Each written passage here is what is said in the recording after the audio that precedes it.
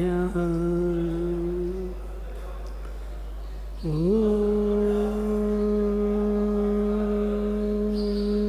नमः सिद्धिभ्यः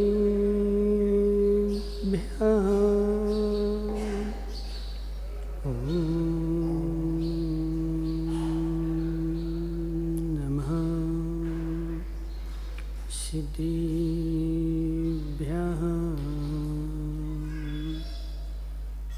तज्जयति परं ज्योति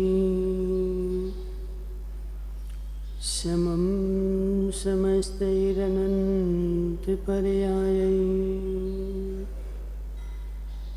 दर्पणतले विशकला प्रतिफलति पदार्थमालिका यत्र नमो अरिहन्ताणं नमो सिद्धाणं नमो वायरीयाणं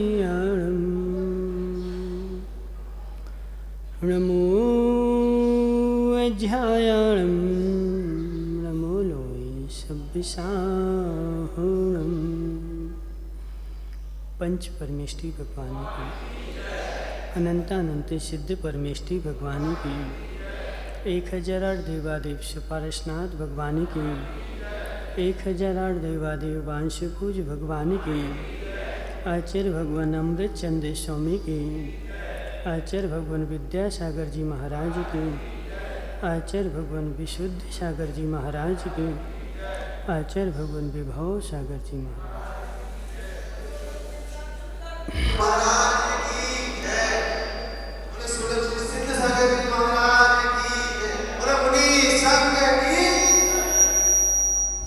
मनुष्य तीर्थंकर भगवान की दिव्य देशना शादवाद वाणी जयवंत हो।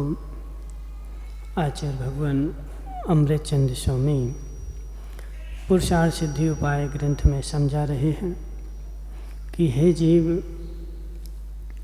जो निमित्त होता है वह नैमित्तिक को परिवर्तित करने के लिए सहकारी कारण है। जहाँ नैमित्तिक की योग्यता होती है तो पर वस्तु निमित्त का रूप धारण कर लेती है। यदि नैमित्तिक में योग्यता ना हो तो वह पर वस्तु निमित्त का रूप धारण नहीं कर पाती है। निमित्त भी तभी होता है जब नैमित्तिक प्रभावित हो। यदि नैमित्तिक प्रभावित ना हो तो उसको निमित्त संज्ञा भी नहीं है।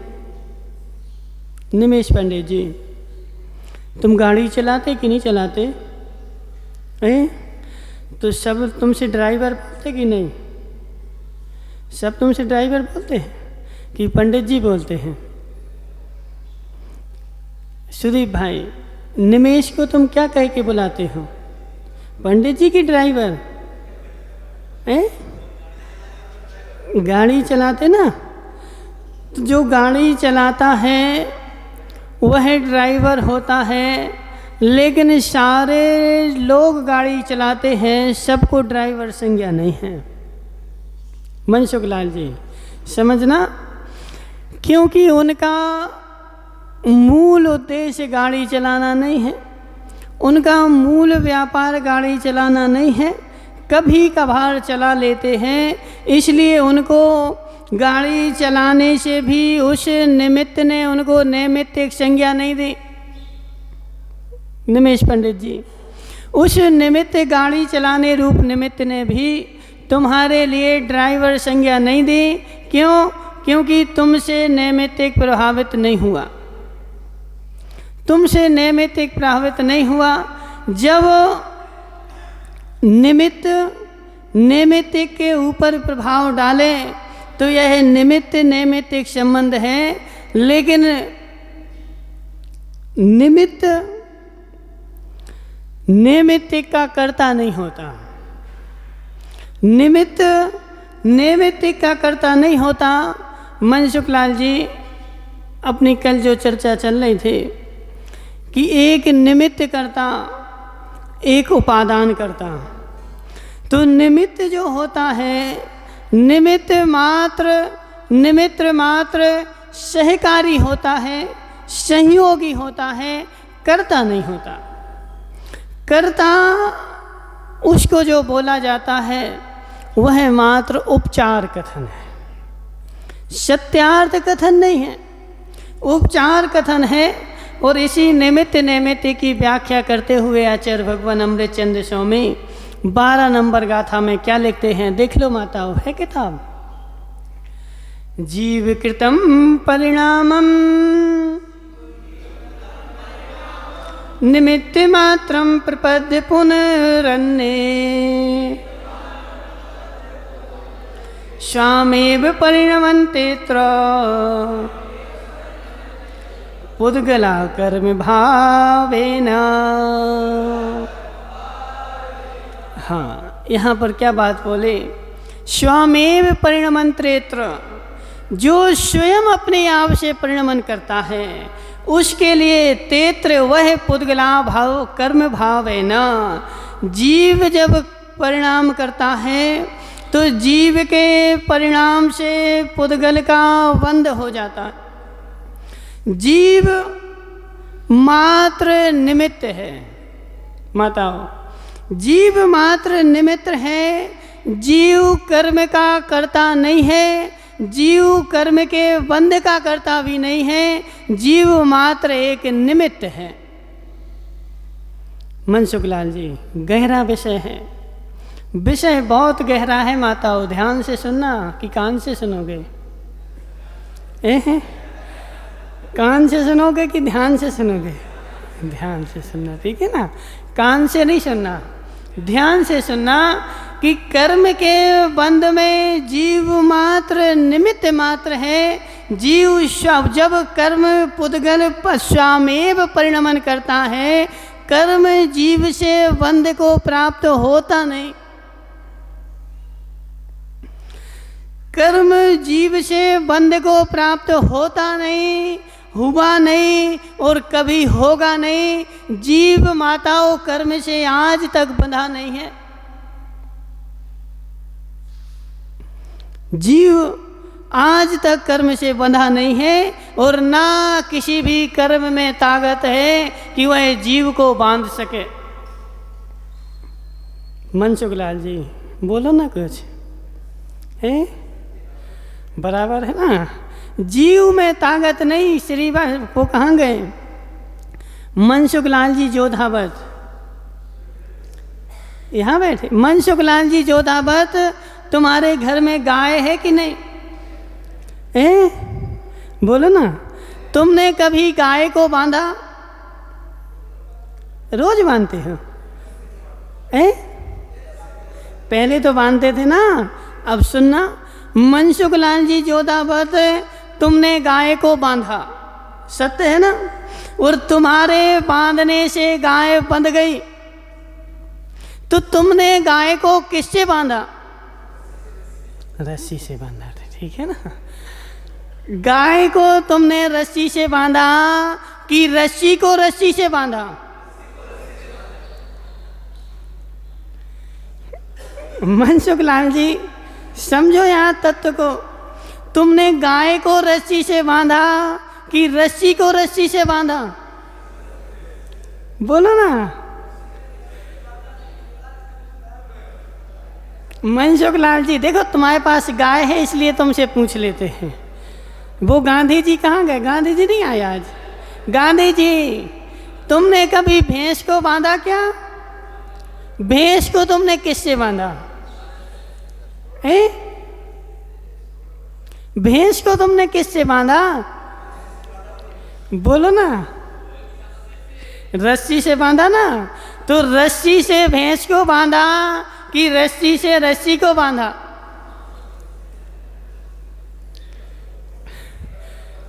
हितेश मुंगाणिया ने गांधी जी ने रस्सी को रस्सी से बांधा कि रस्सी को भैंस से बांधा? रस्सी को भैंस से बांधा? नहीं बांधा। आज तक मनसुख लाल जी जोधावत, आज तक तुमने रस्सी से गाय को बांधा ही नहीं। आज तक कभी भी गाय रस्सी से बंधी नहीं। रस्सी से जो बंधा था वह रस्सी में रस्सी बंधी थी, गाय तो स्वतंत्र थी। माताओं, गाय तो स्वतंत्र थी, गाय आज तक बंधी नहीं है, वह तो बीच में बात फंसी हुई है। बंधा हुआ तो कौन है? तो रस्सी में रस्सी बंधी हुई है। ऐसे आज तक जीव से कर्म बंधा नहीं है। कर्म जो बंधा है वह कर्म से ही बंधा है, जीव से आज तक कोई कर्म।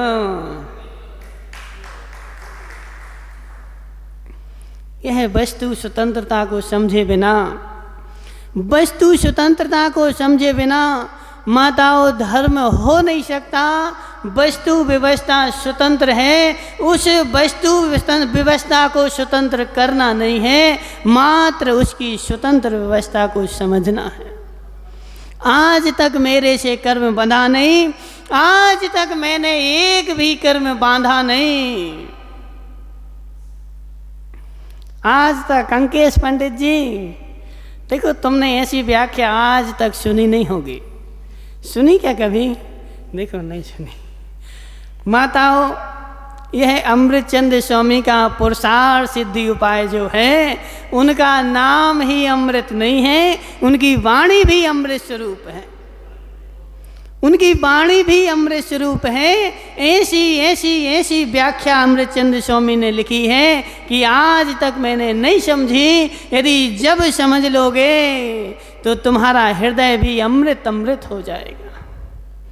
जीव कृतम परिणामम, जीव मात्र माताओं भावों का करता है, अपने परिणामों का करता है। जीव कर्म के बंध का करता किंचित मात्र भी नहीं है, मात्र बंध के लिए निमित्त है। बंध जो होता है वह पुद्गल में पुद्गल का बंध होता है। जीव में, निमेश पंडित जी, जीव में माताओं कर्म का बंध किंचित मात्र भी नहीं होता है। जीव तो जो है वह अरस्य अरूपम गंधम अवक्तव्यम चेतना गुण मशद्धम जाने अलिंग गहनम जीव मन दिठ संठाणम। जीव जो है वो अरस्य अरूपी रस स्पर्श रस गंध वर्ण से रहित है। और अरूपी में रूपी का बंध कैसा? अरूपी में रूपी का बंध कैसा? यदि अरूपी में रूपी बंधने लगे तो वह कर्म आकाश द्रव्य से भी बंध जाएगा, धर्म द्रव्य से भी बंध जाएगा, अधर्म द्रव्य से भी बंध जाएगा। यदि अरूपी रूपी का बंध होने लगे तो जो चार द्रव्य हमने स्वतंत्र बोले हैं उनको भी बंध हो जाएगा। बहुत गहरा की क्या बात जी, की क्या बात जी।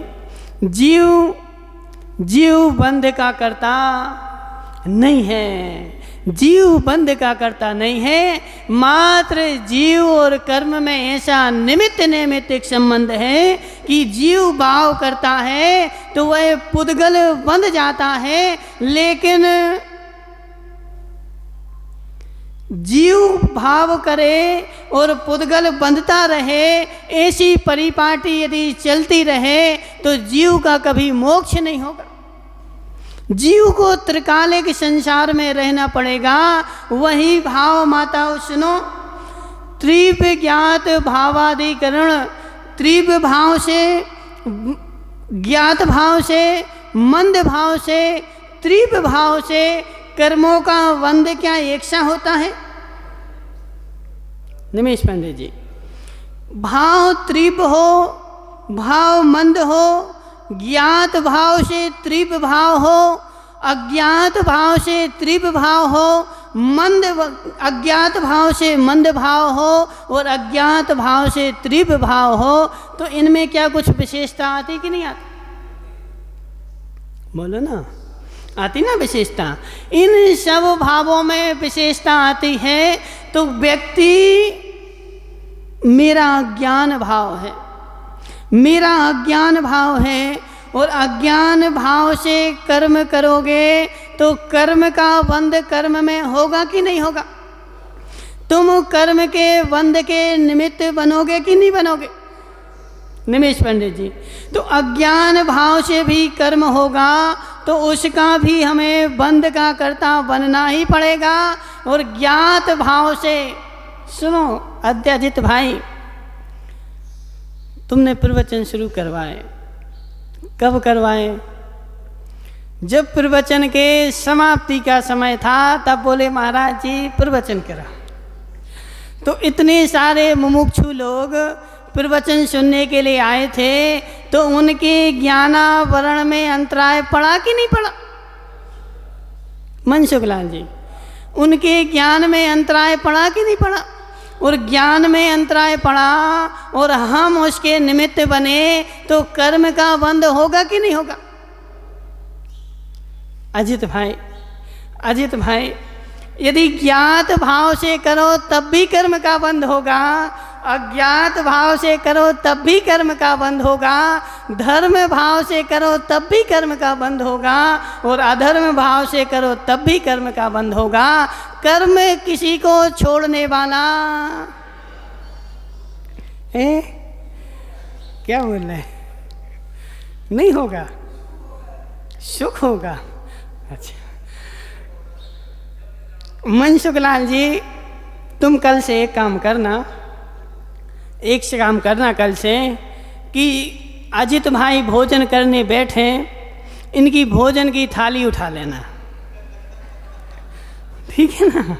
इनकी भोजन की थाली उठा लेना और फिर इनसे बोलना, अजित भाई तुम उपास करो, सोलर कारण चल रहे, तुम रोटी खाने क्यों बैठ गए? 16 कारण व्रत चालू हो गए। तुम एक काम करो, उपास करो, तुम्हें उपास करने से पुण्य का बंध होगा। तो तुम इनकी थाली उठा करके, मनसुखलाल जी, तुम इनकी थाली उठा करके और ले जाना घर पे। अब तुम्हें पुण्य का बंध होगा कि पाप का बंध होगा? बोलो ना अजित भाई, सुनते चलो, परिणाम उनके अच्छे होंगे कि तुम्हारे भी अच्छे होंगे? अच्छा, तो फिर कल से ऐसे ही काम करना मनसुखलाल जी, ठीक है ना? और तुम नहीं कर पाओ तो वो कहेंगे बदामी लाल जी, बदामी लाल को दे रहे। क्यों? क्योंकि उनकी दोनों की घनिष्ठ मित्रता है। बदामी लाल जी, कल से तुम पता लगाए रहना, जैसे ही भोजन करने बैठे और इनकी थाली उठा करके ले जाना, ठीक है ना? इनको खूब पुण्य का बंध होगा, खूब पुण्य का बंध होगा। निमित्त को प्रभावित करेगा, निमित्त को प्रभावित करेगा, तभी वह निमित्त कहलाएगा और तुम्हारी थाली जाएगी, तुम्हारे परिणामों में उथल पुथल होगी, कर्म का बंध तुम्हें भी होगा और बदामी लाल जी को भी होगा।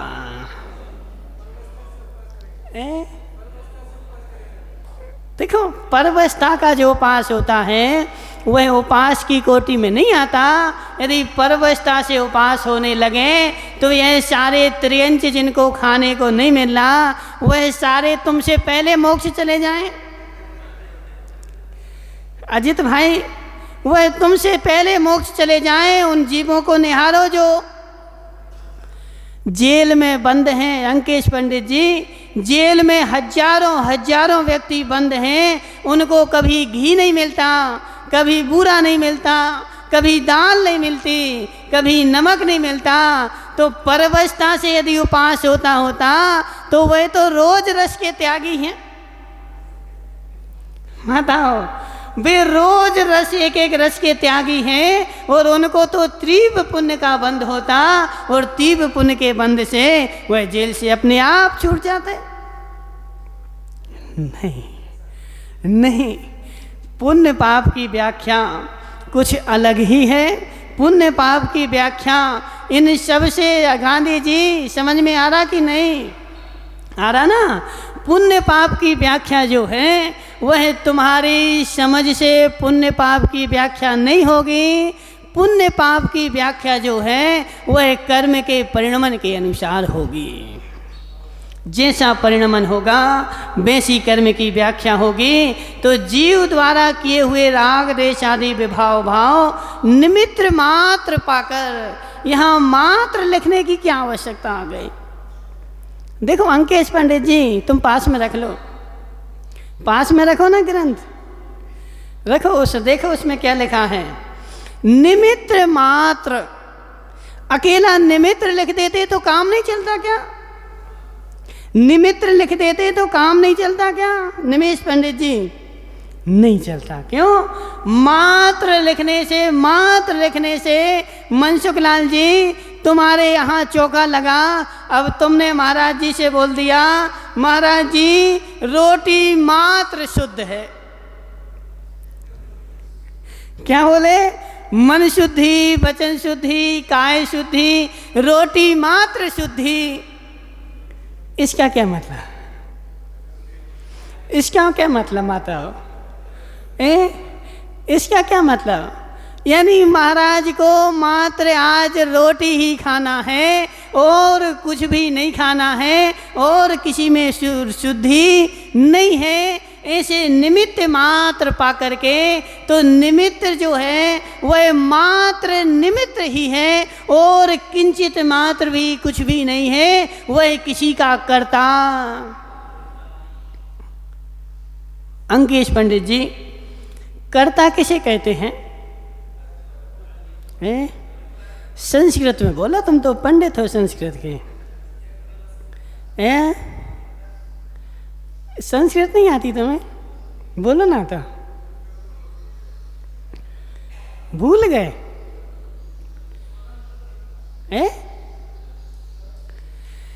या क्रियाम करोति सा कर्ता, या क्रियाम करोति सा कर्ता। जो क्रिया को करता है सो कर्ता होता है। जो निमित्त होता है क्या वह क्रिया को करता है? निमित्त जो होता है वह क्रिया को नहीं करता माताओं, वह क्रिया का सहयोगी होता है। तो संयोगी से क्रिया होती नहीं और संयोगी के बिना भी क्रिया होती नहीं। देखो व्याख्यान जो है सो है, मात्र उस व्याख्यान की समझ में अंतर है माताओं, उस व्याख्यान की समझ में अंतर है। या क्रियाम करोति सा कर्ता, जो क्रिया को करता है वह उसका कर्ता होता है। माताओं रोटी किससे बनी? रोटी बनाई? कभी नहीं बनाई? बनाई ना रोटी। रोटी किससे बनी? सेठानी जी तुम बता दो, रोटी बनाई तुमने कभी? किससे बनी रोटी? रोटी आटे से बनी कि रोटी बेलन से बनी कि रोटी माँ से बनी? किससे बनी? माताओं, यदि बेलन रोटी बन जाता तो दूसरे दिन के लिए बेलन नहीं बचता, और यदि माता रोटी बन जाती तो दूसरे दिन कौन रोटी बनाता? समझना, माता मात्र रोटी की निमित्त करता है, रोटी की उपादान करता नहीं है। उपादान करता तो जो है वह आटा ही है। ऐसे ही कर्म का निमित्त करता तो जीव हो सकता है, लेकिन उपादान करता नहीं हो सकता। कर्म का उपादान करता जो है वह पुद्गल स्वयं है। उसका जीव उपादान करता नहीं है। ऐसी बात यहाँ पर आचार्य भगवान अमृतचंद्र स्वामी ने समझाई है कि मैं किसी भी कर्म का उपादान करता नहीं होता हूँ, और जब उपादान करता नहीं होता तो भोगता भी उपादान रूप से नहीं हूँ, मात्र निमित्त मात्र से मैं भोगता हूँ। उपादान रूप से यदि भोगने लग जाऊँ, उपादान रूप से यदि भोगने लग जाऊं तो कर्म त्रिकाल में भी कभी खत्म होने वाला। देखो इतने से अंतर से इतने से अंतर से सिद्धांत में कितनी बड़ी भूल हो जाएगी, सिद्धांत का कितना बड़ा परिवर्तन हो जाएगा। यदि जीव कर्म का उपादान रूप से कीकावजी करता हो जाए तो फिर भोक्ता भी उपादान रूप से हो जाएगा, और जब उपादान रूप से भोक्ता हो जाएगा तो फिर जीव का कभी मोक्ष नहीं होगा। नहीं आ रहा माताओं समझ में? नहीं आ रहा समझ में? सेठानी जी आ रहा समझ में? नहीं आ रहा? कठिन हो रहा है। क्यों कठिन हो रहा? अंकेश पंडित जी अभी सरल करे देते हैं, सुनो।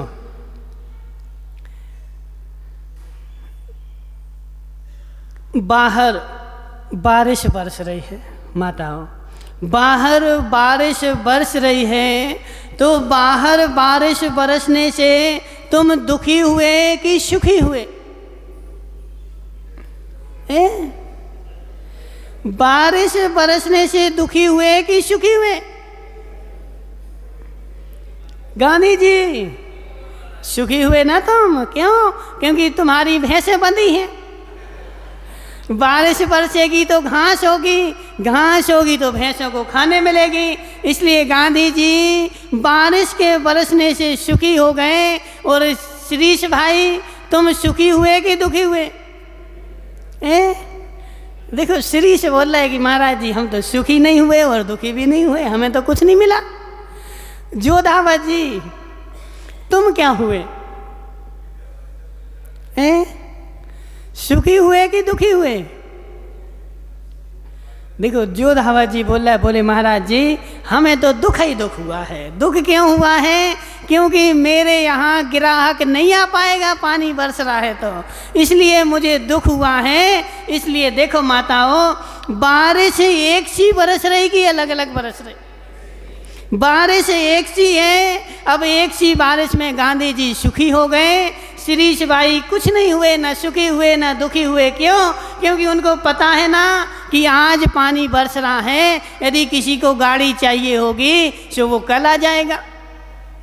क्यों? क्योंकि हमारे यहाँ तो मिलती ना, दूसरी मिलती नहीं, कहीं जाएगा कहाँ? इसलिए ना सुखी हुए ना दुखी हुए। अब जोधावत जी सुखी दुखी हो गए, बोले महाराज जी हमारा ग्राहक नहीं आ पाएगा, वो कहीं और दूसरी जगह से ले लेगा, इसलिए हमें दुख हो गया। बारिश ने दुखी बनाया गांधी जी, बारिश ने सुखी बनाया, बारिश ने सुखी बनाया। यदि बारिश सुखी बनाती होती तो फिर सबको एक सा रहना था, लेकिन एक ही बारिश तीनों लोगों को भिन्न भिन्न परिणमन करा रही है। इसका मतलब है कि बारिश जो है वह उपादान करता नहीं है, बारिश मात्र निमित्त करता है, और निमित्त मात्र होता है। उस निमित्त के संयोग में एक सा कार्य नहीं होता। उपादान कारण सदृशम ही कार्यम भवति। उपादान कारण के सदृश कार्य होता है, निमित्त तो मात्र सहकारी होता है। अजित भाई चलो अपन कहाँ चलते हैं? उज्जैनी नगरी चलते हैं। उस उज्जैनी नगरी को निहारो जहाँ पर राजा श्री वर्मा राज करता था। उस श्री वर्मा राजा के 4 मंत्री थे, नमुची, प्रहलाद, वली और बलि और प्रहलाद, नमुची और एक और बचा, कौन था? बृहस्पति, ठीक है ना। माताओं उसके 4 मंत्री थे, उसके 4 मंत्री थे। उन 4 मंत्री को लेकर के वह अपने राज्य में पूर्ण सुखी था, क्योंकि वह जो मंत्री थे वह बुद्धि में कुशल थे, चतुर थे और खूब पुण्यशाली थे, और वह अपने राजा को पूर्ण रूप से सुखी बनाए थे। और वह राजा सुखी था किसके? 4 मंत्रियों के बल पर। माताओं वह राजा सुखी था मंत्रियों के बल पर। तो क्या वह निमित्त सत्य था कि असत्य था? अंकेश पंडित जी देखो अब निर्णय करना कर रक्षाबंधन है ना, निर्णय करो। उन मंत्रियों के बल पर वह राजा सुखी था कि नहीं? उस राजा के सुख के मंत्री निमित्त करता थे कि उपादान करता थे?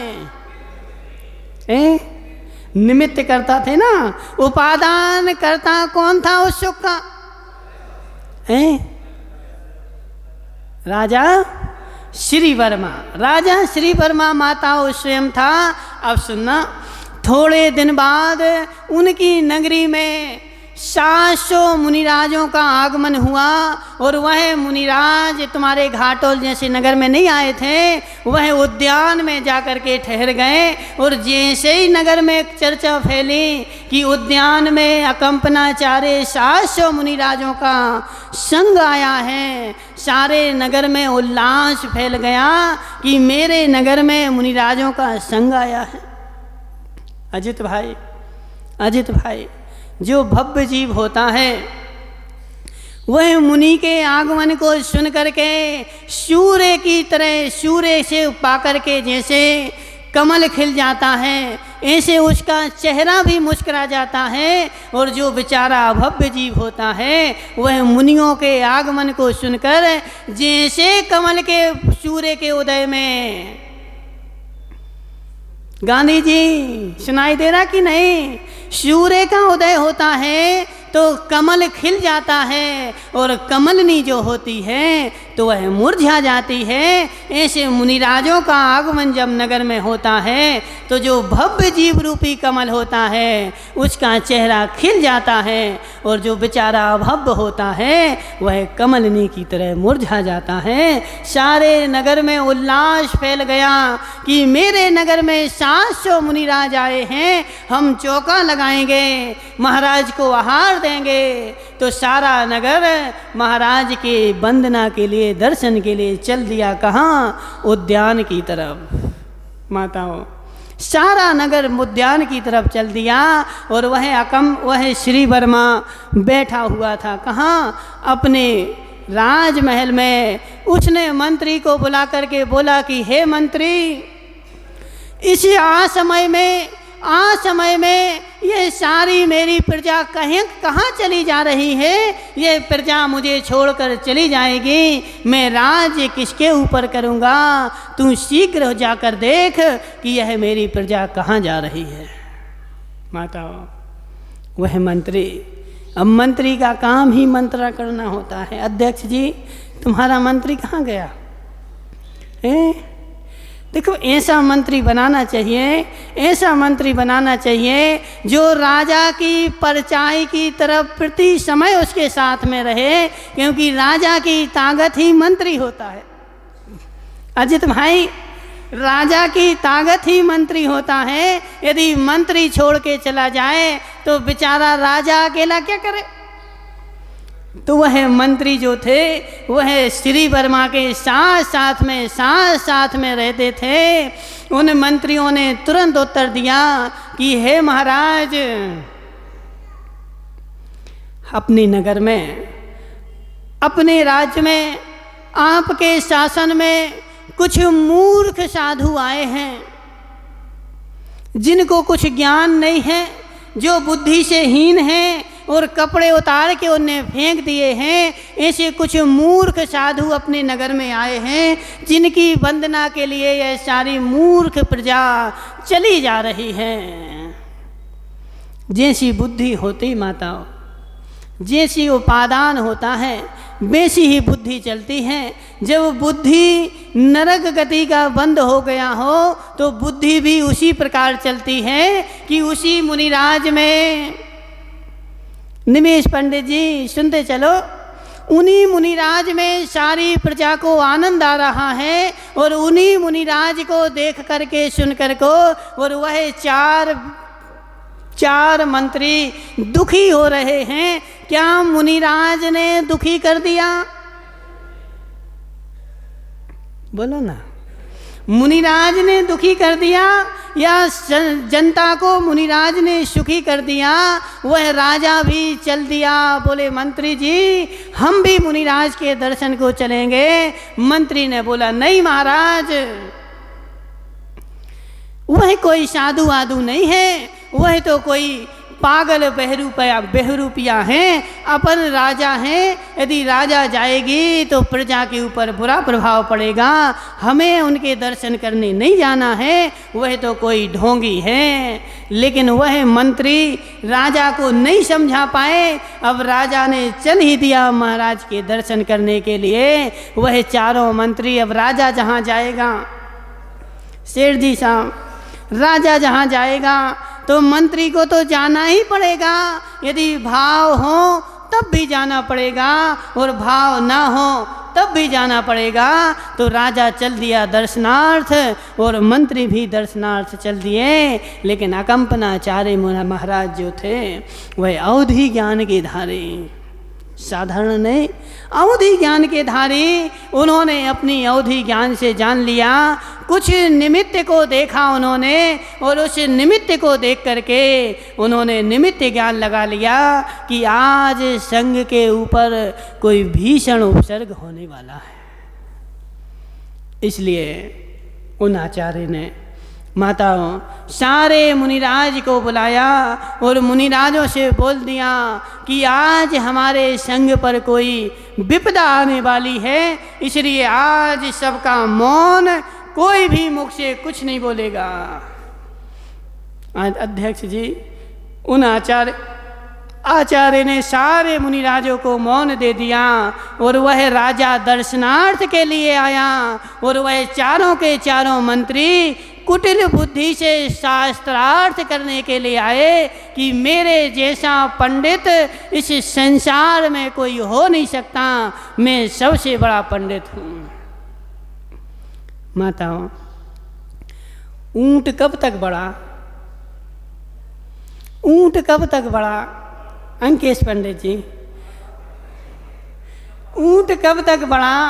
जब तक पहाड़ के नीचे नहीं खड़ा, और जब पहाड़ के नीचे खड़ा तो ऊंच छोटा पहाड़ खड़ा। जैसे ही वह मंत्री उनके सामने गए और मुनिराज से अहंकार में भर के बोले कि हमें तुमसे शास्त्रार्थ करना है, लेकिन एक भी मुनिराज कुछ नहीं बोले, एक भी मुनिराज कुछ नहीं बोले। सारे मुनिराज मौन से अपने ध्यान में ध्यानस्थ बैठे रहे।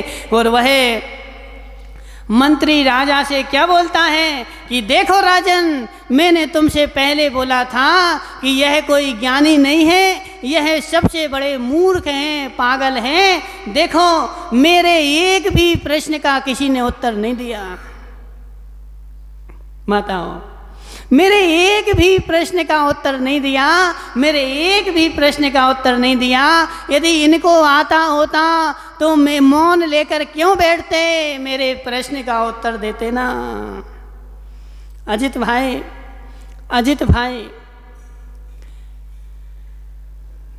प्रश्न का उत्तर देना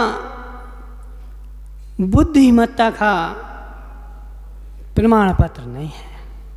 मौन जो है, मौन जो है माताओं, मूर्खता का प्रमाण पत्र नहीं है, और उत्तर देना विद्वत्ता का प्रमाण पत्र नहीं है। जहाँ जिसकी आवश्यकता होती है वहाँ उस प्रश्न का उत्तर दिया जाता है। कहीं यदि प्रश्न के उत्तर की आवश्यकता नहीं है माताओं, तो मौन लेना भी सीख लो।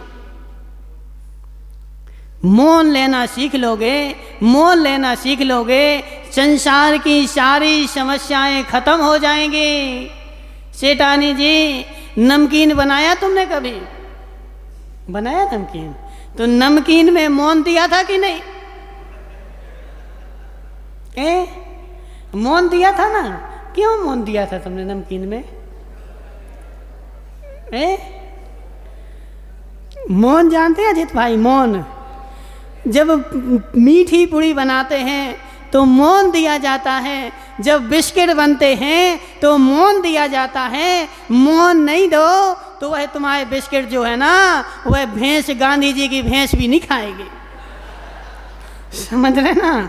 तो बिस्किट में मोन दिया जाता है, नमकीन में मोन दिया जाता है, मीठी पूड़ी बनती तो मोन दिया जाता है माताओं। मोन देने से वह नरम हो जाती है। क्या हो जाती है? नरम हो जाती है माताओं। ऐसे तुम लोग भी जहाँ बोलने की आवश्यकता हो वहाँ बोलो, और जहाँ मौन लेने की आवश्यकता हो वहाँ मौन ले लो। हमारी गारंटी है तुम्हारे जीवन की जितनी भी लड़ाई झगड़े हैं मनसुख लाल जी, वह सब समाप्त हो जाएंगे यदि मौन लेना सीख लो। उन मुनिराजों ने सब ने मौन ले लिया और मौन लेकर के बैठ गए। अब एक पक्ष कितना बोले। हितेश मुंगानिया रोड पर श्वान जा रहा हो और वह खूब भौंकता है, खूब भौंकता है। यदि तुम दौड़ लगाओ सो वो और भौंकता है, और तुम मौन लेकर के शांति से खड़े हो जाओ सो बेचारा अपने आप भग जाए। कब तक भौंके, कब तक भौंके? भौंकने भी की सीमा होती ना, तो ऐसे वह श्वान की तरह चारों मंत्री भौंकते रहे, भौंकते रहे। वह मुनिराज अपने मौन में बैठ करके और राजा अपने दर्शन कर रहा है। देखो राजा, वही मुनिराज राजा को पुण्य बंद के लिए निमित्त हो गए, और वही मुनिराज चार मंत्रियों के लिए पत्रीब अशुभ कर्म के बंद के लिए निमित्त हो गए। मुनिराज ने माताओं किसको पुण्य बंद कराया, किसको पाप बंद कराया? यह निमित्त नैमित्त की मनसुख लाल जी, निमित्त नैमित्त की व्याख्यान चल रहा है कि निमित्त जो होता है वह नैमित्तिक को कुछ कराता नहीं है। नैमित्तिक में जैसी योग्यता होती है उस निमित्त को पा करके वह नैमित्तिक उस रूप में परिणमन कर जाता है कि चारों मंत्री उन मुनिराज को देख करके अशुद्धि से भर गए, और अशुद्धि से भर करके कर्म का त्रिप बंद कर लिया। और वहीं पर राजा ने मुनिराज को देख करके और त्रिप विशुद्धि से भर गया, और विशुद्धि से भर करके त्रिप पुण्य का बंद कर लिया। जिसकी माताओं, जिसकी दृष्टि जैसी होती है उसको वैसी वस्तु मिल जाती है। अभी भी वह अहंकार उनका जो था, अहंकार जो उनका था, उन मुनिराज को देखने के बाद भी उनका अहंकार बैठा नहीं, शांत नहीं हुआ, और अहंकार बढ़ गया कि मैं जगत का सबसे बड़ा ज्ञानी। निमेश पंडित जी, आज जगत में यही हो रहा है कि प्रत्येक व्यक्ति अपने घर में बैठा है और प्रत्येक व्यक्ति कहता है माताओं मैं सबसे बड़ा ज्ञानी। ऊंट कब तक बड़ा? ऊंट कब तक बड़ा प्रभु डॉक्टर? ऊंट कब तक बड़ा? जब तक पहाड़ के नीचे नहीं खड़ा। ऐसे माताओं, यदि अपनी बुद्धि की पहचान करनी हो, अपनी बुद्धि की पहचान करनी हो, अपनी बुद्धि की परीक्षा करनी हो, तो पहाड़ के नीचे चले जाओ, अपने से बड़े ज्ञानी के सामने चले जाओ, और जब तुम्हारा शास्त्रार्थ होगा, जब तुम्हें पता चलेगा कि कहाँ अभी तक हम कितने ज्ञानी थे और कितने पानी में थे। सुदीप पंडित जी, अभी तुम पूर्ण ज्ञानी नहीं हो, अभी तुम पूर्ण ज्ञानी नहीं हो, अभी तुम्हें और सीखने की आवश्यकता है, अभी तुम्हें और सीखने की आवश्यकता है, और जानने की आवश्यकता है। लेकिन कैसे? सरल भाव से, अहंकार भाव से नहीं। अहंकार से भर के आओगे, तुम्हारा अहंकार ही पुष्ट होगा, और विशुद्धि से भर के आओगे तो तुम्हारी विशुद्धि ही पुष्ट होगी। वह चारों के चारों मंत्री चल दिए कहाँ? हस्तिनापुर की नगर की ओर। चलो राजन, मैंने पहले ही तुमसे कहा था कि अपना समय खराब करने की आवश्यकता नहीं है, इनको कुछ नहीं आता। चलो अपन अपने महल में चलते हैं, महल में बैठेंगे। राजा भी चल दिया और रास्ते में चलते चलते चलते चलते माताओं चलते चलते एक पहाड़ आ गया, एक बहुत विशाल पहाड़ आ गया। और उस पहाड़ को देख करके वह मंत्री क्या बोले, यह पहाड़ आया कहाँ से, इतना ऊंचा है तो कैसे है, जरूर इसने कुछ मायाचारी की है। और उस पहाड़ के सामने वह चारों के चारों मंत्री, वह श्रुत सागर नाम के मुनिराज, माताओं श्रुत सागर नाम के मुनिराज आहार करके चले आ रहे थे। उन आहार करके चले आते हुए मुनिराज को देख करके वह एक मंत्री उनमें से क्या बोला, अश्वापीतोयम अश्वापीतोयम आगच्छति। अश्व जो है वह पी करके चला आ रहा है, वह खा करके चला आ रहा है। यह देखो कैसे बैल जैसे चला आ रहा है। उन मुनिराज ने माताओं किंचित मात्र भी क्रोध नहीं किया, किंचित मात्र भी क्रोध नहीं किया। क्यों? क्रोध करने की आवश्यकता ही नहीं है। हमारे पास बाद, जल्प, वितंडा, छल, अंकेश पंडित जी पढ़े जी, तुमने सब कुछ पढ़े हैं। वाद विवाद, जल्प, छल, जाति, वितंडा, इतने सारे हथियार हमारे आचार्य हमें दे करके गए हैं। जहाँ जिस हथियार की आवश्यकता पड़े सो वहाँ वह लगा दो, तुम्हें रोष करने की आवश्यकता नहीं है। उन मुनिराज ने छल नाम का हथियार हाथ में लिया और उन मंत्रियों को उत्तर दे दिया। उनका थोड़ा ही मौन था, उनका थोड़ी मौन था, वह तो आहार करने के लिए गए थे। उनको किंचित मात्र भी कुछ पता नहीं था कि हुआ क्या है और होगा क्या। उन्होंने तो सहज भाव में उनको उत्तर दे दिया कि हे राजन, तक्र तक्र पीतोयम या धवलोयम। तक्र, तक्र जानते माताओ? तक्र नहीं जानते? बोलो अंकेश पंडित जी, तक्र, तुम तो संस्कृत के ज्ञाता हो ना? तक्र तक्र, वहाँ तत्र नहीं बोल रहे। तत्र मतलब वहाँ होता है तक्र। जो रेप है ना वो ता में नहीं लगाना, का में लगाना है। क्या बोले? निमेश पंडित जी तुम ही बता दो। सुदीप पंडित जी, तक्र तक्र मतलब छाछ, छाछ, तक्र मतलब छाछ। उस उन मंत्रियों ने उन मुनिराज से बोला था, अश्व तक्र पीतोयम आगच्छति। जो बैल छाछ पी करके चला आ रहा है। और उन्होंने छल विद्या से क्या बोला मुनिराज ने, हे राजन, हे मंत्रीवर, तक्र धवलोयम कि पीतोयम। तक्र धवलोयम कि पीतोयम। जो पीतोयम उन्होंने शब्द दिया था तो उन्होंने पीतोयम पीने के अर्थ में लिया था और मुनिराज ने उसको पीले अर्थ में लगा दिया कि हे राजन, तुम्हें इतनी भी बुद्धि नहीं है, इतना भी तुम्हारा दिमाग नहीं चल रहा कि तक्र जो होता है पीला नहीं होता, तक्र जो होता धवल नहीं होता, तक्र पीला होता, तक्र धवल होता है, पीला नहीं होता।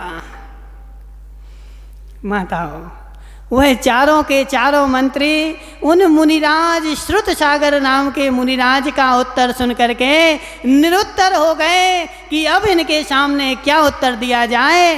तक्र जो होता है वह धवल ही होता है, पीला नहीं होता।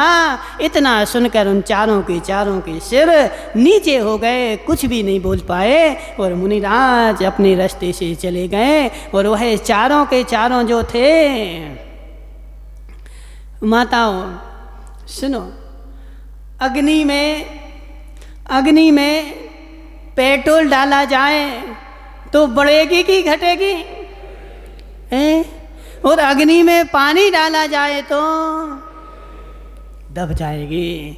तो उसकी जो क्रोध की ज्वाला थी मंत्रियों की, उन मुनिराज का उत्तर उन मंत्रियों के लिए पेट्रोल का काम कर गया। उन्होंने जहाँ समझ लिया कि यहाँ तो हमारा अपमान हो गया, राजा के सामने मेरा अपमान हो गया, मंत्रियों का अपमान हो गया। हितेश पंडित जी वह अपमान की ज्वाला में भर करके राजमहल की ओर चल दिए। और वह मुनिराज जो थे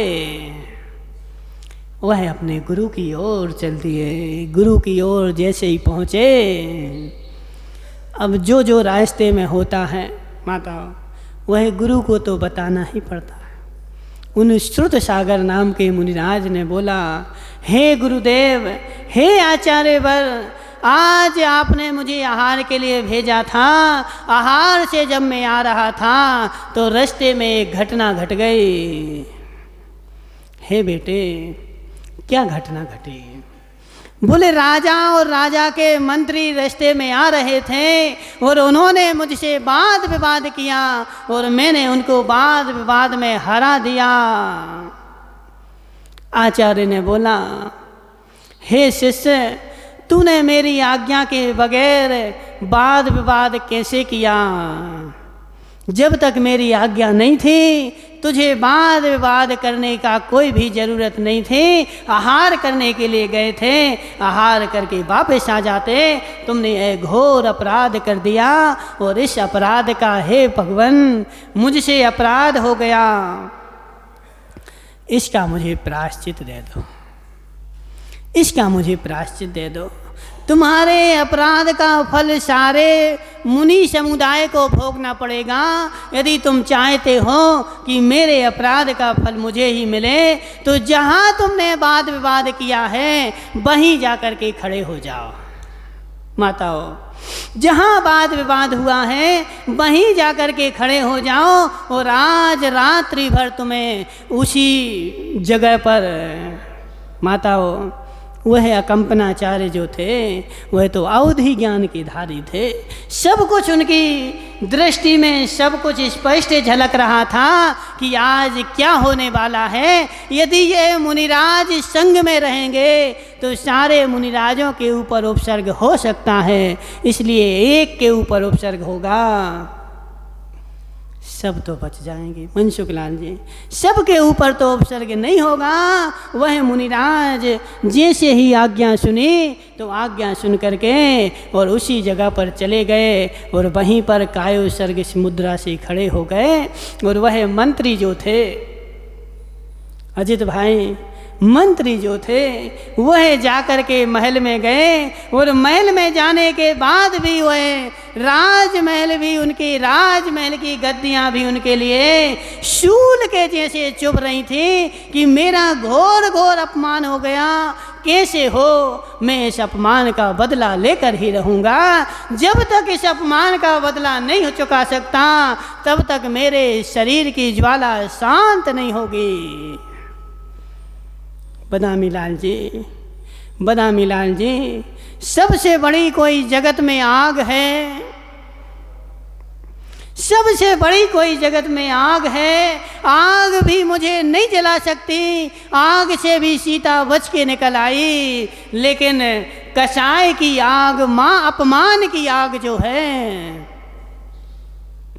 हितेश मुंगानिया, हितेश मुंगानिया, हमारे शरीर में जो गर्मी है ना, जो गर्मी है ना, वह तेजस शरीर की गर्मी है कि मान की गर्मी है। अजित भाई, अजित भाई, यदि मान भंग हो जाए, मान भंग हो जाए तो व्यक्ति ऐसे मुरझा जाता है। भले अच्छे भरपेट भोजन करके आया हो अंकेश भाई, भले भूख भोजन करके आया हो और रसगुल्ला खाए हो और पेट भर से भी ज़्यादा खाया हो और मान की आग लग जाए तो ऐसे मुरझा जाता है, ऐसे मुरझा जाता है जैसे जेठ की धूप में वह पत्ते मुरझा जाते हैं। माताओं, जब मान की आग व्यक्ति को जलाती है तब कोई भी भोजन नहीं रुचता, कोई भी सुख की सामग्री नहीं रुचती, कोई भी व्यक्ति उसको सुख नहीं दे पाता। वही वस्तु में अब समय हो गया, हम क्या करें राजेश भाई? देखो कल भी आएगा, परसों भी आएगा, लेकिन समय तो रोज हो जाएगा। सुनो समय, क्योंकि घड़ी जो है ना चलती रहती है कि मान की आग में, अपमान की आग में जला व्यक्ति, अपमान की आग में जला व्यक्ति चंदन भी उसको जलाता है। जब कसाय अंदर में धधक रही हो, चंदन भी पोत देना तो वह चंदन भी उसको जलाने का ही काम करेगा। वह राजमहल में चारों मंत्री बैठे हैं, माताओं सारी प्रकार की सुविधाएं, सुख सब कुछ है, फिर भी अपमान हो गया ना, फिर भी उनका कलेजा धधक रहा है, जल रहा है, शांति नहीं मिल रही। कैसे भी हो मैं अपने अपमान का बदला लेकर रहूँगा। आधी रात निकल गई, नींद आने का नाम नहीं। चारों के चारों ने प्लान बनाया कि क्या किया जाए। आखिर में बदामी लाल जी किया क्या जाए। चारों के चारों ने प्लान बनाया कि जिसने हमें अपमान किया है उसको हम जिंदा नहीं छोड़ेंगे और अभी चलते हैं। और आधी की आधी रात में वह चारों के चारों हाथ में तलवार लेकर के और चल दिए मुनिराज का वध करने के लिए। अंकेश पंडित जी, वध करने के निमित्त करता तो हो सकते हो, लेकिन यदि आयु कर्म होगी तो किंचित मात्र भी तुम वध नहीं कर सकते। अपने परिणामों का वध करने के लिए माताओं स्वतंत्र हो, किसी दूसरे का वध यदि उसकी योग्यता होगी तभी होगा। चारों के चारों चल दिए, मस्ती में चले जा रहे हैं कि आज मुनिराज को नहीं छोड़ेंगे। और जैसे ही आगे बढ़े तो हो आंखें लाल हो गई, आंखों से अग्नि बरसने लगी कि यही वह है जिसने हमारा अपमान किया था। अच्छा हुआ यही मिल गया, हमें ज़्यादा आगे नहीं जाना पड़ा। रास्ते में ही मुनिराज खड़े थे और चारों के चारों ने विवाद होने लगा। माताओं चारों के चारों में विवाद होने लगा। बलि प्रहलाद से बोलता है कि पहली तलवार तुम चलाओ। ज्ञानी मनसुख लाल जी ज्ञानी तो थे ही, और ज्ञान होगा तो ज्ञान अवश्य ही टक्कर मारेगा। ज्ञान होगा तो अवश्य ही टक्कर मारेगा। क्यों? क्योंकि यति हत्या का पाप जगत में कोई सबसे बड़ा पाप है। माताओं सबसे बड़ा पाप है तो वह यति हत्या का पाप है। यति हत्या का पाप चारों ने के मस्तिष्क में बुद्धि आ गई कि इतने बड़े पाप को कौन अपने सिर पर ले। तो एक दूसरे से कहने लगे, बलि प्रहलाद से कहता है कि तुम पहले तलवार चलाओ, प्रहलाद बलि से कहता है तुम पहले चलाओ। ऐसे बृहस्पति, नमुची, प्रहलाद चारों में विवाद हुआ कि कौन पहले चलाए। चारों ने अपने हाथ पीछे खींच लिए कि पहली तलवार तो मैं नहीं चलाऊंगा। अजित भाई पहली तलवार तो मैं नहीं चलाऊंगा, इतना भारी पाप मैं अपने सिर पर नहीं ले सकता। तो चारों ने निर्णय किया कि एक काम करो, चारों एक साथ तलवार चलाएंगे। और इस निर्णय को लेकर के चारों के चारों ओर खड़े हो गए, चारों दिशा में, और तलवार हाथ में लेकर के। और जैसे ही तलवार हाथ में लेकर के मुनिराज के पास पहुँचे और वहाँ का यक्ष जो था उसका आसन कंपायमान हो गया कि यह घोर अनर्थ होने वाला है। पृथ्वी पर एक निर्दोष यति की हत्या होने वाली है और मेरे रहते ऐसा पाप नहीं मैं होने दूंगा। वह यक्ष तुरंत वहाँ पर आकर के खड़ा हो गया। जैसे ही उन्होंने तलवार ऊपर उठाई उसने वहीं पर उनको कील दिया। यह क्या हो रहा है? ये कौन सा चमत्कार चल रहा है। चारों के चारों मस्तिष्क में सोचने लगे कि यह क्या हुआ, हमारी तलवार आगे क्यों नहीं बढ़ती। तलवार तो ठीक, हाथ पैर भी कील दिए, अब ना तुम आगे जा सकते हो ना पीछे जा सकते हो। और मुनिराज अपने ध्यान में सहज रहे। माताओं, मुनिराज अपने ध्यान में सहज खड़े हैं। पूरी रात निकल गई। जैसे ही सुबह हुई, नगर की जनता मुनिराज के दर्शन करने के लिए आगे बढ़ी हुई थी कि उन्होंने क्या देखा कि एक मुनिराज के ऊपर 4-4 मंत्री प्रहार कर रहे हैं। सारे नगर में बात फैल गई और राजा तक भी बात पहुंच गई। माताओं, कि मेरे राज्य में और मुनियों के ऊपर, यतियों के ऊपर उपसर्ग हो, यह मैं कदापि सहन नहीं करूंगा, किंचित मात्र भी सहन नहीं हो सकता। सुबह रात चारों मंत्रियों को बुलाया। अजित भाई, चारों मंत्रियों को बुलाया और राजा ने उनका मंत्री पद छीन करके और उनको गधे पर बैठाल करके, उनका काला मुंह करके और उसे हस्तिनापुर नगर से, उज्जैनी से उनको बाहर निकाल दिया कि आज के बाद तुम इस नगर में दिखाई नहीं देना। चारों के चारों काला मुंह लेकर के माताओं नगर से बाहर चले गए।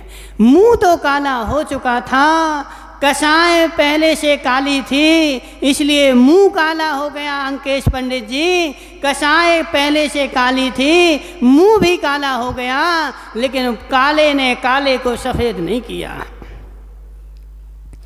काले ने काले को सफ़ेद नहीं किया, मुंह भले ही काला हो गया हो। उन्होंने निर्णय किया कि मुंह काला हो गया हमारा, अब हम इसका भी बदला लेंगे और उसका भी बदला लेंगे। प्रतिशोध की ज्वाला में जलते हुए वह आगे की ओर बढ़ गए।